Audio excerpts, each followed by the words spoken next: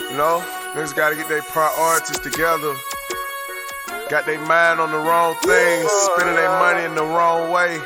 Trapaholics, real trap shit. Say you need that car with the rims and a trunk, just like Jim. It's more to life. Yeah. I'm telling you. Talk to him. Say you need that LV bag with the belt and the hat. That's all you got though. It's more to life. Yeah. Talk to him. Real. Say you wanna turn up at the club, like some bottles, impress them girls. It's more to life. Fucking everybody. Yeah. Good evening, everyone, and welcome to Saints and Appetizers podcast. And who dat? And we're back with some lead-up podcast to the Saints versus New York Giants, New Orleans Saints versus New York Giants, and that is that ends a three game home stretch for the Saints. So the Saints will be going to New York for this, or to the Giants. I'm trying to think. The New York Giants? They don't even play in New York. I don't think they play like in New Jersey or some crap like that. But anyways, it'll be a road game, the first one that they've had in a while. But before I get into any of that, I just want to shout out one of my viewers or commentators. Shout out William LaPrairie. William LaPrairie. I appreciate the comments on the last Saints podcast, talking about how the Saints, if they want to get any better, they got to build through the draft. They got to hit on, not necessarily all of their draft picks, but if they're picking 10, 12 guys, it'd be nice to hit on 4 or 5 of them, so that they need to just accumulate draft picks and pick players in the draft. And a good place to start is definitely the offensive and the defensive line. If you got hog mollies on both sides of the balls there, then then some dancing bears on the offense and the defensive line, and you're controlling the line of scrimmage no matter what side of the ball is on the field, then that's a good way to get better quick. And then just like you're saying, everything else can come after that. And hopefully with the salary cap probably going up, and it'd be nice to see the Saints not have to convert like 50 million plus in cap like they have the last couple of years, where it's been like 100 million, 70 million. So only having to move just a little bit of cap, that would be kind of nice to start the off season. But yeah, William LaPrairie, I see your vision, and I'm kind of like you. I'm kind of looking forward more towards the draft and the off season than I am any kind of expectations for this season. The nice thing would be to have no more injuries or anything like that, because you think like, oh, they're not going to make the playoffs, or they're pretty much eliminated. You think, oh, well, it can't get any worse. Well, it can, and it did last week with Taysom Hill going down with such a serious injury. But anyways, looking forward to the off season. But we're looking forward to the Sunday, the game against the New York Jets. I think that's a 1 p.m. Eastern, noon Central Time game. But let's get into that game. But yeah, I just wanted to shout William LaPrairie out again. I appreciate you watching me and having some comments. And if there's anyone else out there that's got some opinions or some facts or something that they want to comment after watching one of my videos, go ahead. That's what I'm here for. I want people to watch, like, subscribe, any of that, share. But anyways, I appreciate all that from the fans out there. Do it for the fans. But anyways, so let's get into New Orleans Saints versus New York Giants. So can I get a menu? And first thing, we just going over an injury report, and this is like one of the first comparable injury reports in regards to just how devastating it looks. Like this is like one where you could like kind of lay them over each other and you wouldn't see much difference out of how similar to these are. And this is coming against a team that only has 2 wins on the season, and the Saints have 4. And you look at the Giants injury report and you just think full tank mode, or are they have serious injuries? Like pretty much, I would say the Saints have been serious all year. They haven't gone into tank mode yet, even though it kind of those last couple games with Dennis Allen as the head coach, it kind of felt like it. But I think you could definitely, with some comments that you've heard from some of the players of the Giants, like Malik Neighbors, guys like that, talking about like how they don't think anybody could succeed in this offense. Has nothing to do with the quarterback. It's just like the whole team. When you get stuff like that coming out, it's probably getting we've already seen it hot for the hot seat for head coaches. We had a personal experience with it with Dennis Allen, but I imagine that's starting to get that way with Brian Dayball pretty quick. But yeah, these injury reports are very similar, and you could just say I'd be interested once game day comes, how many of these players that are listed as questionable end up not playing for the Giants. That'll tell you a whole lot.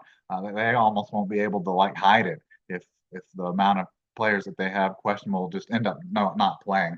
But let's get into this injury report because both of them for the Saints and the Giants are very very long, and there's a few notes here and there about them. So we were just talking about how these games they can get sadder and the season can get worse. And the main thing I was referencing there is tight end or just do it all Swiss Army knife striker, one of a kind uh, player in Taysom Hill knee. So he does have an ACL injury in his knee, and I guess there's some other structural damage in there. Not good for a 35-year-old player that is basically in a car wreck on like every play that he runs. Anytime he runs it or is going all out on blocks from the fullback or tight end position. But yeah, so that's a real bummer. Taysom Hill done for the season. Obviously didn't practice all week and is out, and he's been put on IR. It's been released and reported that he's been put on season-ending IR, a little different from this temporary IR that they uh, created in the last couple of years.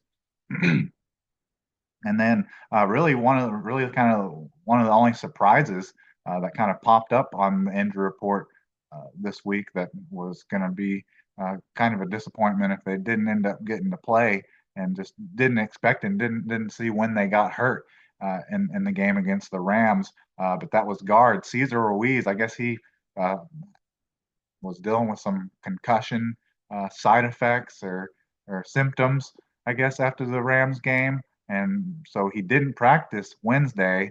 But I think he cleared all the tests and things. A lot of the first steps that you have to pass to be able to play, I think, on Wednesday, but just didn't practice, and then was limited Thursday, and then was full Friday. And Darren Rizzi, even though a lot of times anyone pops up in concussion protocol or anything, it's like an automatic, like you're missing a game. But Darren Rizzi said that he's on the path to play Sunday, so I guess that's good. And it just feels so cringe, seeing concussions on the injury report, so cringe and so much harder to look at, and are looked at and taken a lot more serious than they were just 10 years ago. And then the Saints, one of the best, possibly, if he could stay healthy, one of their best players on offense can't stay healthy due to them, can't stay out of concussion protocol,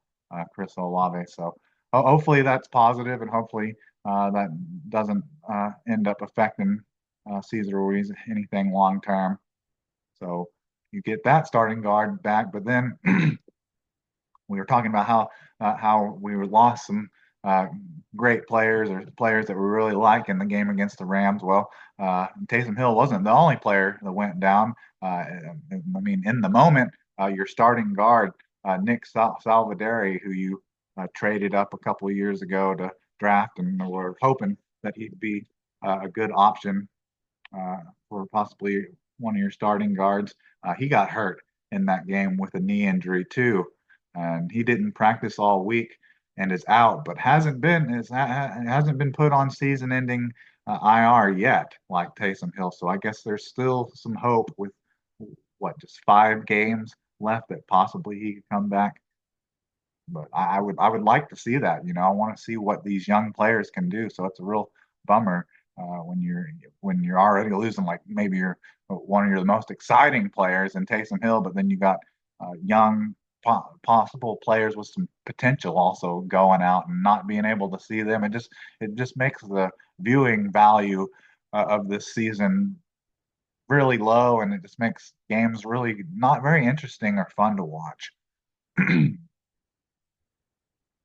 And then you have tight end Juwan Johnson, foot. He was limited all week and has no game status. Should play. And then center Eric McCoy. That was kind of weird how he came back for that game and like hurt his groin and then was out. So what was that? What game was that? So he played like the first half of the game against the Browns and then went out with the groin injury. And hell, when I seen that happen and then seeing that it was his groin again, I was thinking he's going on season-ending IR, but it must have just tightened up or flared up or felt a little tickle in there or something, and and told the training staff, and they just pulled him before he ripped it off the bone again. And I guess that led to it not ending up being anything more serious than it was needing to miss a game and a half and have a bye week in between. But he was limited Wednesday and Thursday, and then was full Friday and has no game status.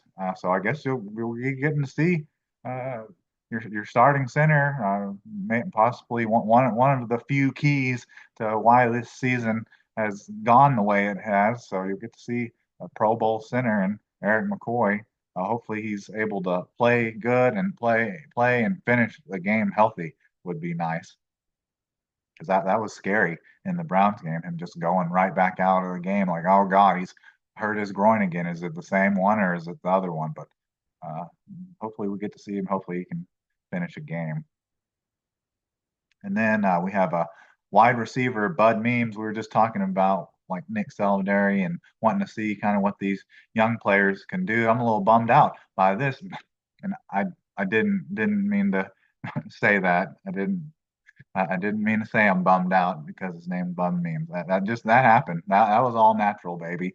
But yeah, that sucks and that's annoying. And I really wanted to see what Bud Memes could do, but he was looking like he was kind of on path with kind of coming back with like Tano Passanio and Kinder Miller and Lucas Patrick. But he was dealing with an ankle injury, and he practiced Wednesday, and then there was talks about possibly activating him from IR, but then he didn't practice Thursday or Friday, and then is out for Friday. So it may be another week or two before we see Bud Memes, which that's disappointing.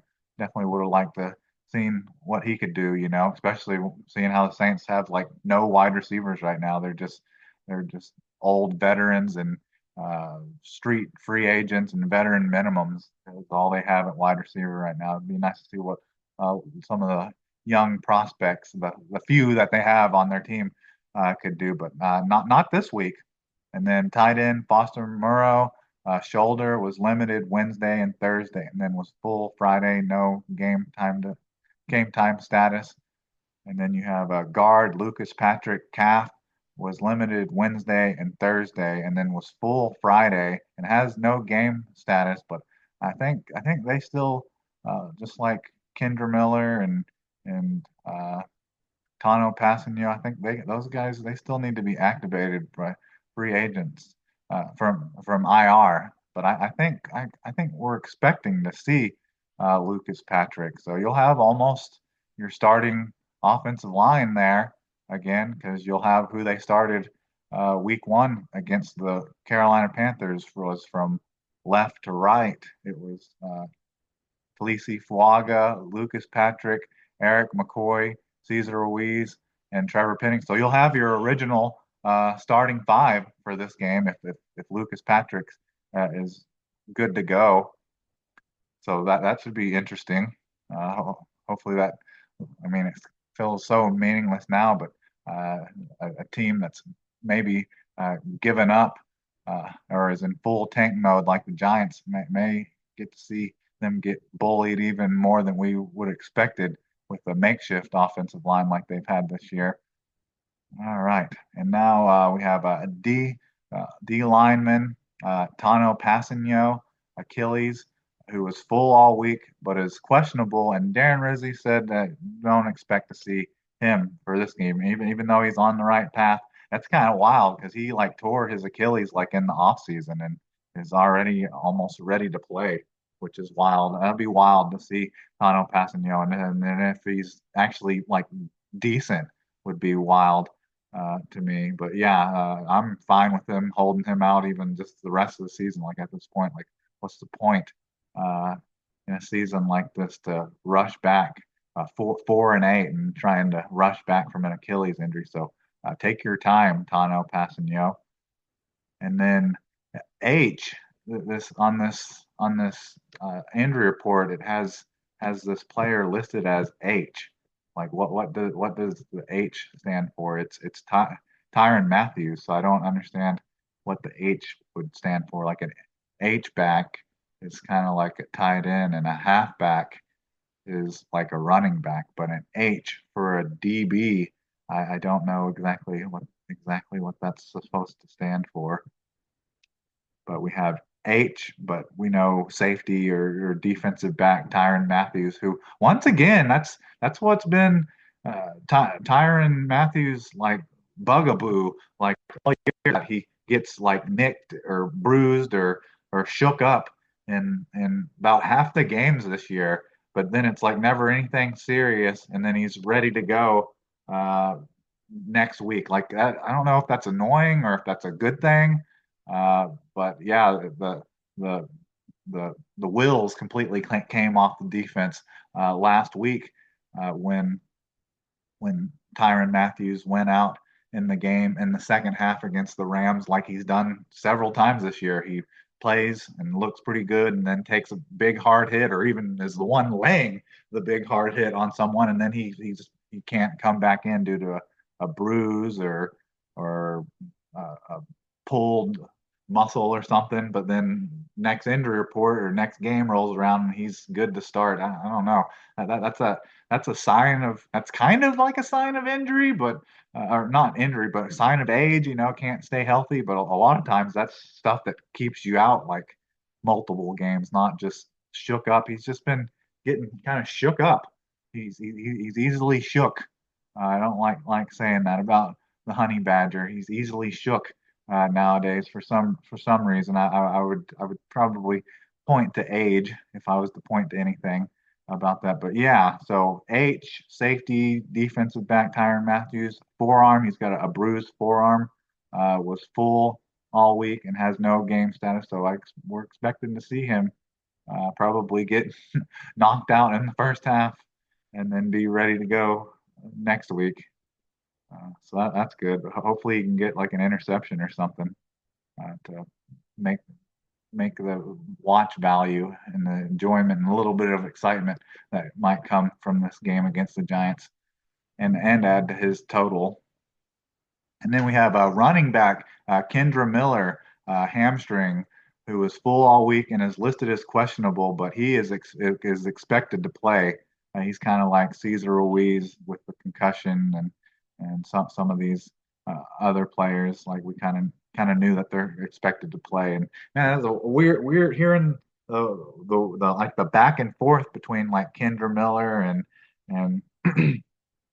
and Darren Rizzi, some of the quote tweets and stuff that I've seen about how they talk about how he was like that was like him being in Dennis Allen's doghouse and Dennis Allen like not liking him was a real thing. Like that's so weird.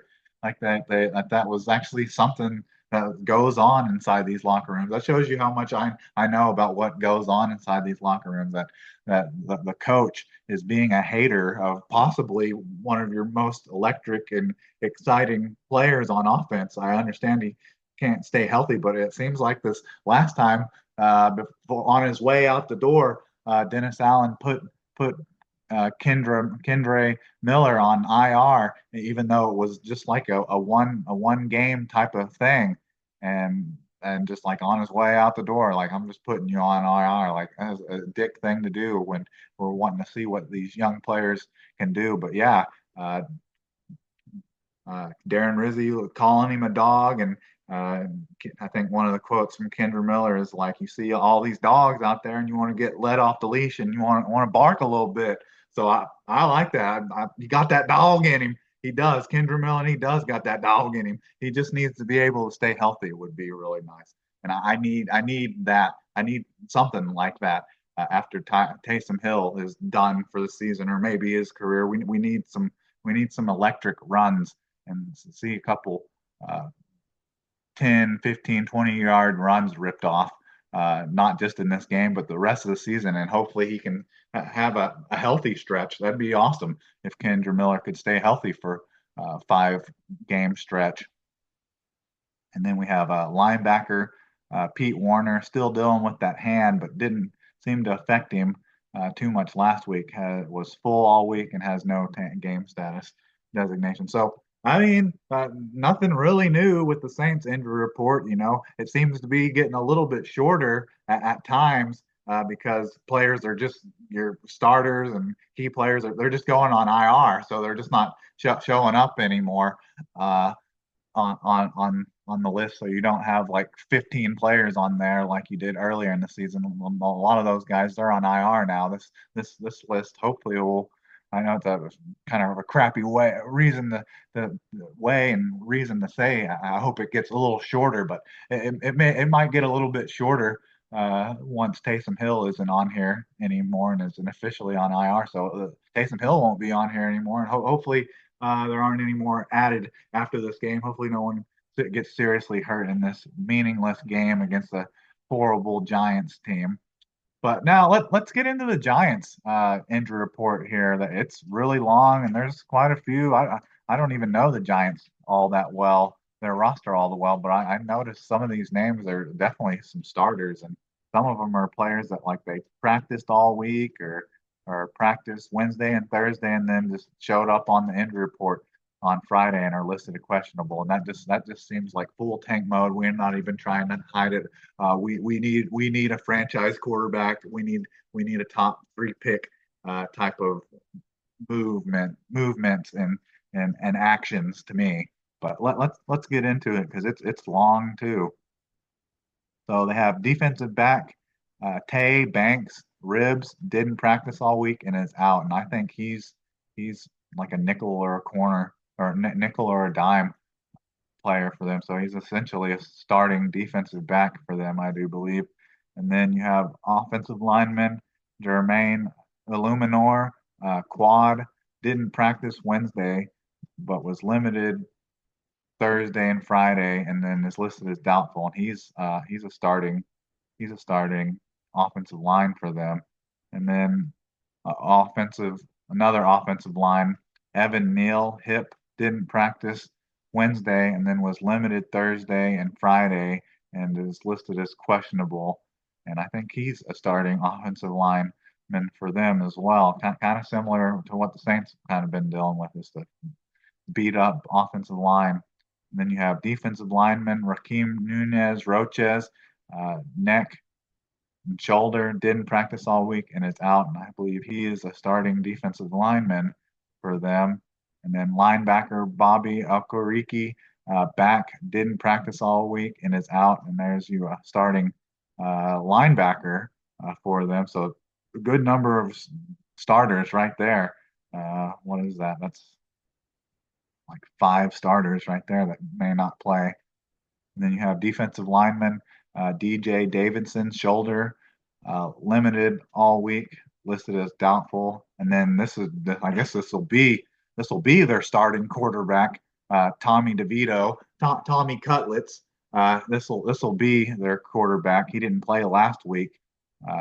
He was dealing with a right forearm injury, was limited Wednesday, was full Thursday and Friday, and has no game status designation. So the Saints will get to see Tommy Cutlets. They got to see him last year when he was on a little bit of a winning streak, and the Saints put a big end to that last year. So hopefully we get a second edition of that would be kind of nice and should be expected. Wide receiver, and then we have a wide receiver Bryce Ford Wheaton Achilles limited full Thursday and Friday no game time status. And then you have Deontay Johnson ankle was limited Wednesday, then full Thursday and Friday, and is listed as questionable. And then you have defensive lineman Jordan Riley knee limited Wednesday and Thursday, limited all week Wednesday, Thursday, Friday, and listed as questionable. And then you have Taylor defensive back Taylor Newbin knee. Wasn't on the injury report on Wednesday, but then was limited Thursday and Friday, has no game time status. And then you have defensive back Dana Belton, hip, wasn't on the injury report Wednesday, and then was limited Thursday and Friday, no game time status. And then this kind of feels like they're kind of I don't know what they're doing. Seems like they're trying to tank or save their young players from having to play in like a meaningless game because you have a wide receiver Malik Neighbors groin wasn't on the injury report Wednesday, but then popped up on it limited Thursday and then didn't practice Friday and was questionable. And then you have offensive lineman Christopher Hubbard knee uh, wasn't on the injury report Wednesday or Thursday, then popped up on the injury report, didn't practice on Friday and listed as questionable. And defensive back Drew Phillips, shoulder, wasn't on the injury report Wednesday or Thursday again, and then popped up on it just kind of randomly on Friday and it's listed as questionable. So, hey, if you want it to be a fair fight, I guess it's a fair fight in regards to injury report. And it just once you get past like your rosters being decimated and not having just no talent left on your team, it comes down to will and fight and want to, motivation and energy of like still wanting to go out there and play hard and fight hard for your coach. And so that'll kind of come down to coaching. The Saints are already down to their interim head coach. The Giants, still have Brian Dayball, who's on probably a white hot seat right now. So we'll definitely see an equal matchup just in regards to injury issues, overall talent, and how the coaching, how well respected the coaches in either locker room is maybe where things take a turn for either the better for the Saints or the worse, I guess, for the Giants. But so that's the injury report. Let's get into the MVPs, hot takes, and picks and scores here. So for my MVP, I know this was been a trend like all seems like all year and definitely to start the season with how it started and then it just kind of went off the rails, with me picking an MVP, a pregame MVP, and then next thing you know, they have the worst game of their career or at least the season, or they end up injured. But I just want to throw that out of the window, and get back to being realistic with this. And this is maybe the worst player to pick to do this because it feels like I'm pretty sure I picked them the week before they came back after missing like all the season. And then they come back for one game and get hurt, and I picked them. But I just need this. I need some Kendra Miller like injected into my veins, like a 100 yard from scrimmage game where he has like 70 yards rushing and like 30 yards receiving and like a touchdown mixed in there and a couple like a long screenplay off of where he picks up a majority of those 30 yards and a couple 10-15 yard runs ripped off. So I need some Kendra Miller just injected into my veins. I just need it after there's no Taysom Hill anymore. So I need that. So for my MVP, I'm going with Kendra Miller, and not just because I think that's who it's going to be. I just need it, and there's obviously a better chance for him to do that, seeing how after uh, Alvin Kamara, and there's no Taysom Hill because he's hurt. There really isn't anyone else to run the ball. So if we want to try to have a game now where we rush for 200 yards on a team, which I believe the Giants don't have a great defense and don't have a great run defense, so that's very possible. But besides Alvin Kamara rushing for 100 yards, you're going to need someone else to do that. So hopefully Kendra Miller is that guy, and we get to see him go off for 100-yard sprint total yard from scrimmage day would be nice. That'd be awesome. Kind of see another game similar to the good game he had at the end of last year against the Falcons when he had like 70, 80 total yards from scrimmage. All right, so that's your MVP.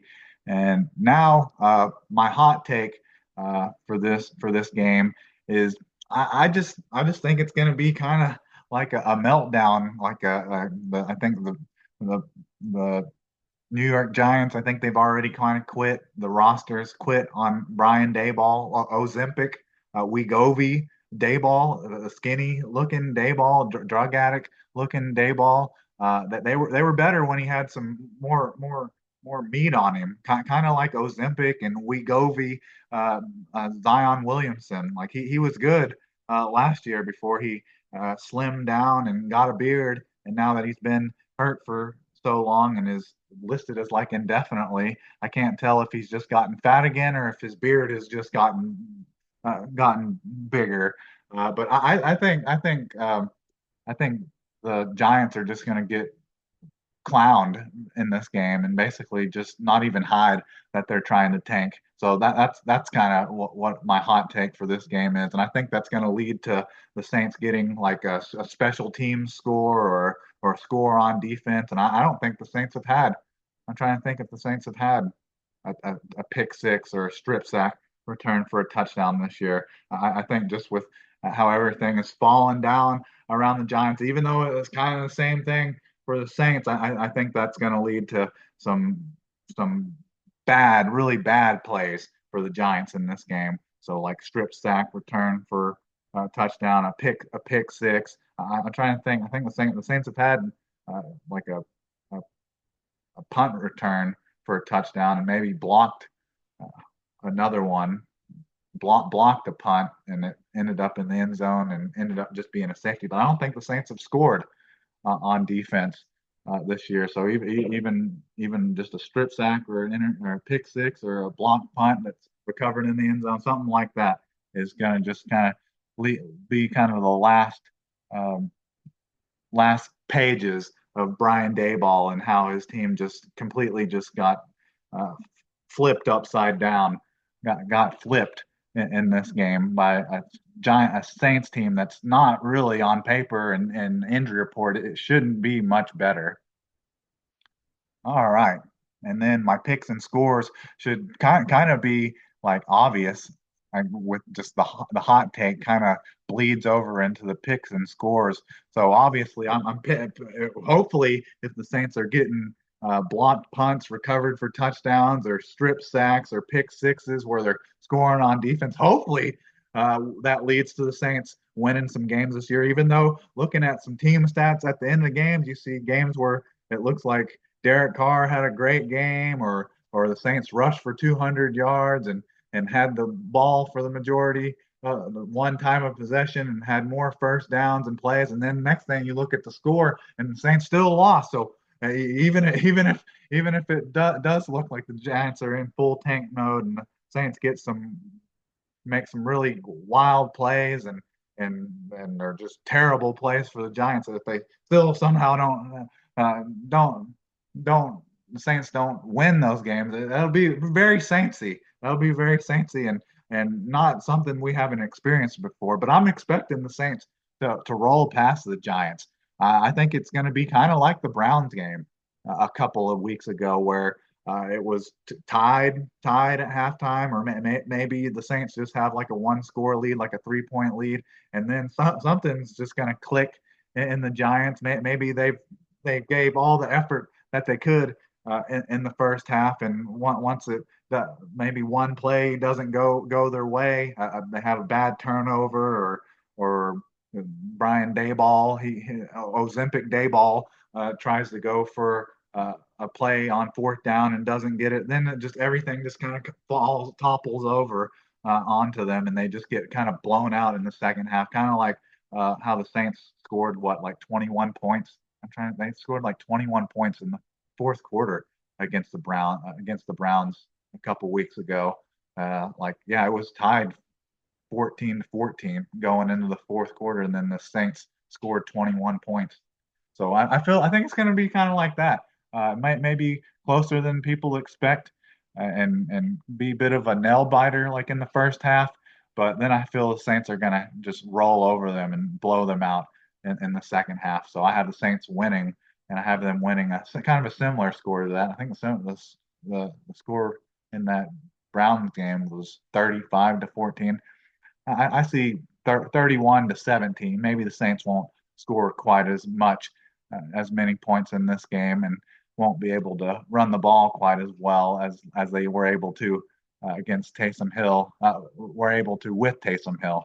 So that's what I see at the MVP Kendra Miller. I think we're gonna see just a complete collapse of the Giants, and maybe the Saints will be kind of like the Saints version of the Panthers. You know, we'll be the embarrassment that they need to finally decide that it's time to pull the plug on Ozempic, Wegovy, Brian Dayball, and the Giants' current head coach.